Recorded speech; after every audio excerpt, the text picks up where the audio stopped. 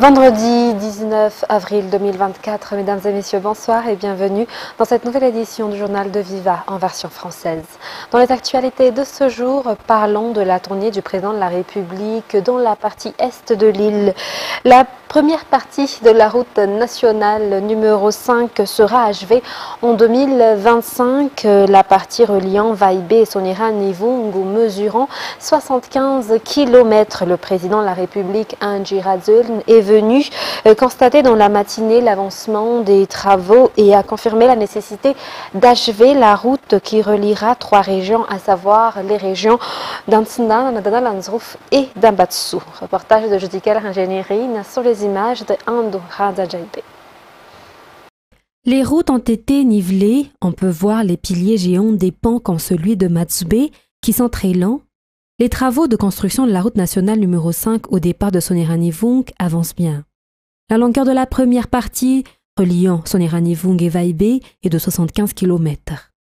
40% des travaux sont désormais réalisés. C'est une route qui reflète la vision du président Andry Rajoelina d'unir le peuple malgache et qui devrait être achevée l'année prochaine. Cette route nationale numéro 5, en construction à partir de Soniran, est reliée au projet de la route du Soleil qui part du sud à Tolagnar, traverse la partie orientale de l'île pour atteindre le nord du pays. C'est une façon de rassembler les habitants, de redonner un nouveau souffle à l'économie et surtout de marquer l'histoire. Le chef de l'État est venu constater l'avancement des travaux. Il a également contrôlé la qualité car les infrastructures en cours d'installation sont l'héritage pour la génération future. Dans la foulée, le président de la République, Andry Rajoelina, a été à l'écoute des doléances de la population. Les paroles du président Andry Rajoelina aux populations de Sonira-Nivungu et aux populations de Mananara Nord ne s'est pas cantonné à de simples promesses. Car il est désormais clair que les promesses se concrétisent et bientôt la route de 75 km de Sonira-Nivungu à Vaibé sera achevée et elle ira jusqu'à Mananara Nord. Et la passation entre le ministre de l'Intérieur, Justin Touquet, et le ministre de la Décentralisation et de l'Aménagement du territoire, Nain Njetitouane, qui remplace le ministre de l'Intérieur, a eu lieu ce matin à Nossi, rappelant que le ministre de l'Intérieur, Touquet Justin, quitte son poste et s'est présenté en tant que candidat aux élections législatives dans le district de Saint-Baf. Toujours dans cette page politique, la CENI est prête matériellement à approvisionner toutes les commissions électorales des 120 districts en vue des élections législatives du 29 mai prochain, selon les techniciens. La nomination des membres de tous les bureaux électoraux a déjà commencé. Ils participeront à la planification globale du processus électoral. Le 14 mai sera la date limite de dépôt des dossiers des représentants des candidats dans chaque bureau de vote auprès de la commission électorale de chaque district afin que l'approbation du délégué votant puisse être délivrée le 22 mai. Les détails avec Céline Ranirlant. Les matériels nécessaires au déroulement des élections législatives dans les 120 districts dans toute la grande île sont déjà prêts et seront distribués au bureau de vote, a déclaré le chef du département de gestion des élections. La CENI est prête matériellement, mais elle attend la liste émise par la commission électorale dans chacune des 120 circonscriptions pour la nomination des membres du conseil électoral. Les candidats sont invités à déposer les documents nécessaires avant le 14 mai à la commission électorale au niveau des districts pour pouvoir délivrer un badge à ses représentants dans chaque bureau de vote avant l'échéance de vote.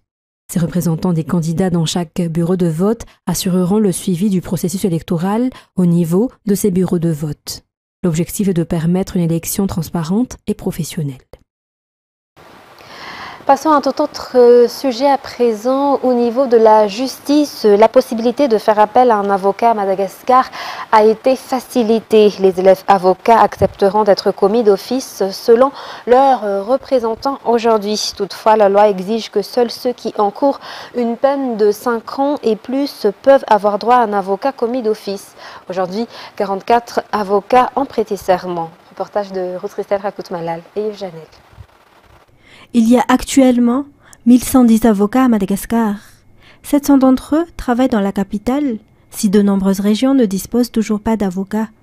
Selon le président de l'Ordre des avocats, Raounch Alain, le manque de connaissance de la loi de la part des justiciables constitue un problème dans la mise en œuvre de leur travail. Le ministère concerné devrait ainsi renforcer les efforts dans ce sens. Le problème financier constitue également un problème car le pouvoir d'achat des Malagasy ne leur permet pas de payer les honoraires d'un avocat. Selon toujours les explications du président de l'Ordre des avocats, les avocats acceptent désormais les facilités de paiement. Le pays ne peut pas progresser sans une bonne gouvernance, a déclaré Michael Souloufnian, un des avocats. Pour y parvenir, ils sont prêts à être commis d'office. Aujourd'hui, 44 avocats ont prêté serment, dont 5 pourront immédiatement exercer et les 39 autres, des étudiants avocats issus de l'IFPA, 16e promotion, dénommée Loiran, exerceront dans des cabinets au sein desquels leurs patrons de stage les placeront pour une durée de 3 ans avant qu'ils ne soient titulaires.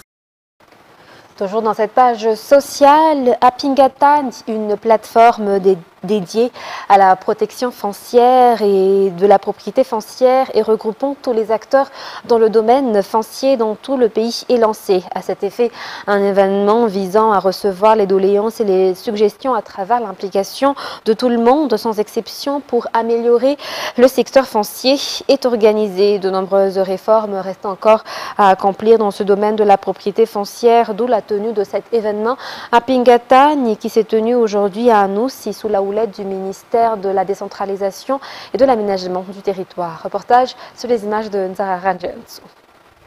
Apingatan, la propriété foncière pour les Malgaches, un levier de développement, est le thème choisi par le ministère de la décentralisation et de l'aménagement du territoire pour regrouper tous les acteurs impliqués dans la propriété foncière, les populations de base, les communautés territoriales décentralisées, la société civile, les élus, les responsables civils et militaires impliqués dans l'élaboration de la réforme de secteur. De nombreux sujets ont été abordés lors de l'événement, mais le plus fréquemment abordé était celui de la carte foncière. Cette dernière est actuellement vulgarisée dans le pays dans le but de faire bénéficier surtout aux paysans agriculteurs des zones rurales la propriété foncière afin qu'ils puissent protéger leurs terres de tout accaparement illégaux. Environ 2 millions de cartes foncières ont été distribuées sur toute l'île et le projet est toujours en cours. La réforme de la loi sur le domaine privé de l'État, les problèmes auxquels font souvent face la population en matière de foncier ont aussi été discutés et auxquels les responsables ont apporté des solutions. L'objectif du gouvernement à travers le ministère de la décentralisation et de l'aménagement du territoire est de faire en sorte que tous les Malgaches jouissent de leurs terres de manière transparente, loin de la corruption et dans le respect de la loi. Le projet Apingatan est une bouclier visant à protéger les terrains et de faire du foncier un levier de développement. Et l'association TMH ou Tanur Amianjan Janiwa vit dans le district d'Anarive à Varadjan. Nous Parti B soutient les candidats de la plateforme IRMAR aux élections législatives. En effet, ces candidats, Rada Fitieri Dibout et Rizaradzona, portant le numéro 1 dans le bulletin unique, ont apporté le développement à Varadjan. Ce soutien confirme également le soutien au président Anji Radzuelna selon leur déclaration aujourd'hui. Dans la page sociale toujours, plus de 200 élèves ont reçu aujourd'hui des compléments alimentaires de la part de la députée élue dans le 2e arrondissement de la capitale, Lantorakutmank, à l'EPP Ambavadmtaf. Une occasion également pour cet élu d'échanger avec les enseignants de cette école primaire publique et de recevoir leurs doléances. Reportage sur les images de Naranjianso.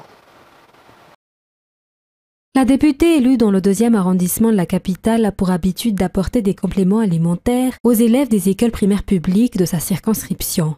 Elle effectue son action sociale chaque vendredi. Aujourd'hui, c'est au tour des élèves de l'EPP d'Ambavadmtaf. Au total, 242 élèves ont bénéficié de compléments alimentaires destinés à alléger les difficultés des parents. Ce fut aussi l'occasion pour cette élue d'échanger et d'écouter les doléances des enseignants. Parmi leurs demandes, leur recrutement comme fonctionnaire. Selon l'Antrakutumang, l'an dernier, elle a pu inclure 71 enseignants femmes comme fonctionnaires dans le 2e arrondissement et cette année, elle souhaite que ce chiffre puisse doubler. L'appui aux EPP mené par la députée l'Antrakutumang se poursuivra avec les autres EPP et CEG dans tout le 2e arrondissement de la capitale. En plus, des actions sociales pour soutenir la population vulnérable. Et dans la page culturelle de ce soir, nombreuses sont les personnes intéressées par l'événement Tuktanbe au Palais des Sports et de la Culture Mamasna. Selon les visiteurs, cet événement organisé par le ministère de la Communication et de la Culture accorde une importance à la culture malgache. Les détails avec Fanjesena Mireille et Yves Janel. Aujourd'hui a été la deuxième journée de l'événement Tukutanbe au Palais des Sports et de la Culture Mamasn. De nombreux visiteurs sont venus sur place, notamment des étudiants qui se sont dit intéressés par cet événement organisé par le ministère de la Communication et de la Culture.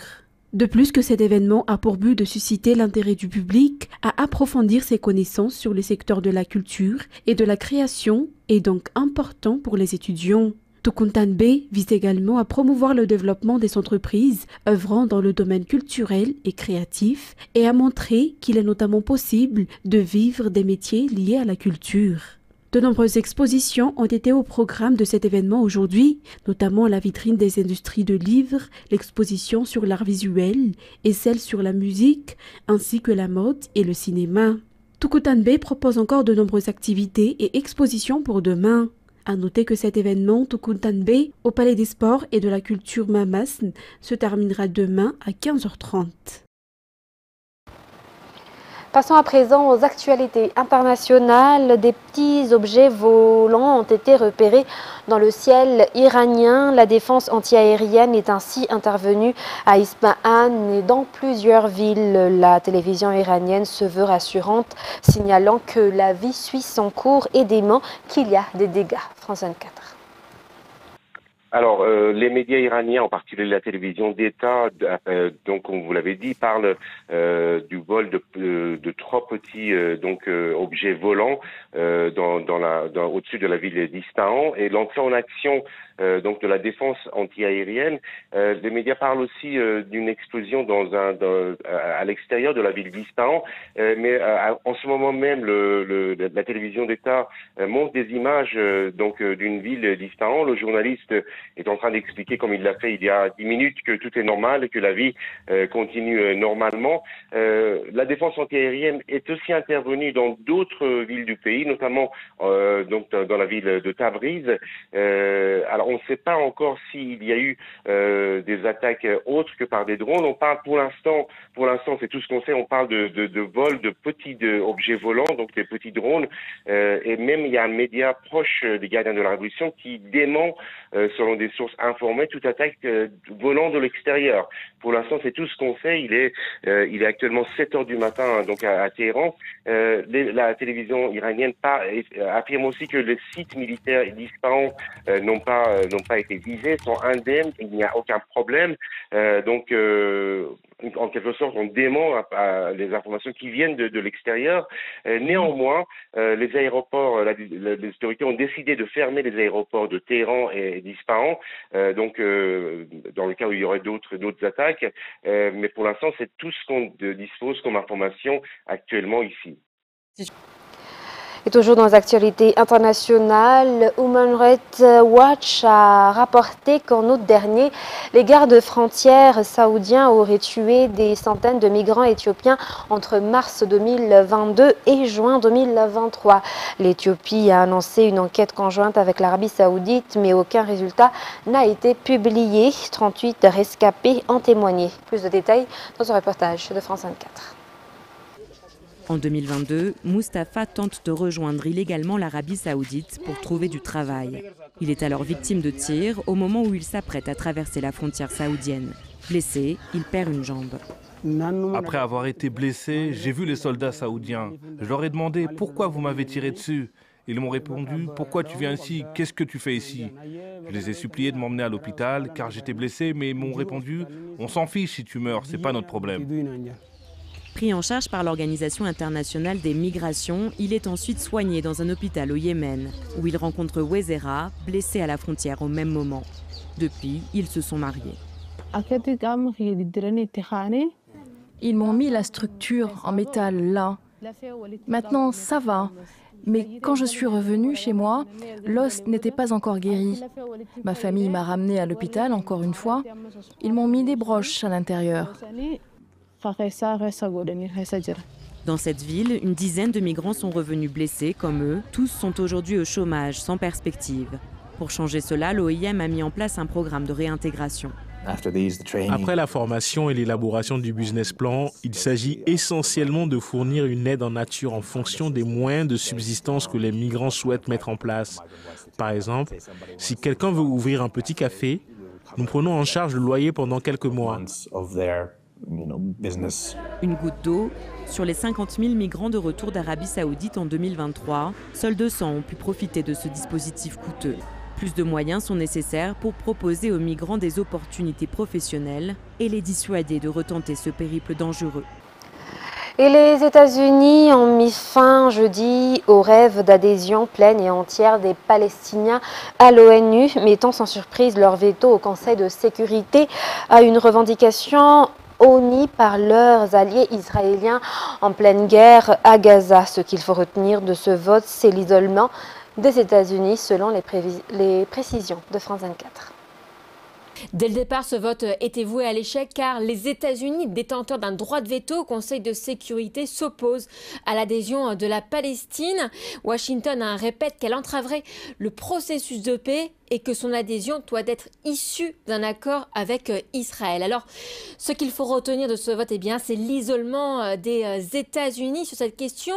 Il y a eu 12 voix pour sur 15 et 2 abstentions, celles du Royaume-Uni et de la Suisse. Les États-Unis sont donc les seuls à s'opposer à l'adhésion de la Palestine. C'est une situation que Washington voulait éviter car d'après des câbles diplomatiques qui ont fuité dans la presse, les États-Unis ont fait pression sur plusieurs pays pour qu'ils votent contre.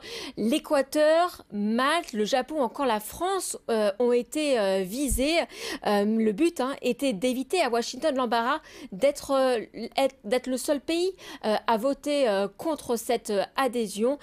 Cette stratégie a donc échoué, mais le veto américain offre une victoire à Israël, membre de l'ONU depuis 1949. La Palestine, elle, dénonce une injustice historique. Mesdames et messieurs, ainsi s'achève cette édition pour ce soir. Nous vous remercions de votre fidélité et de réponse suite au programme et très bonne soirée sur Viva. À bientôt.